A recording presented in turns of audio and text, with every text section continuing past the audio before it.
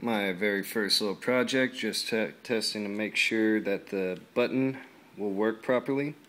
I have a positive 5 volts coming into it, then a wire going to 2 volt or to my 2 input pin, then a 10k ohm resistor so I don't get any feedback going back to the ground, and whenever I hold down the button it should light up.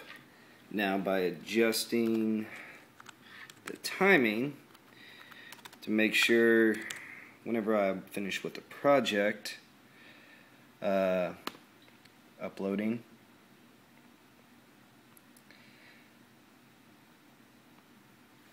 okay, done uploading. This is with a 100 millisecond delay.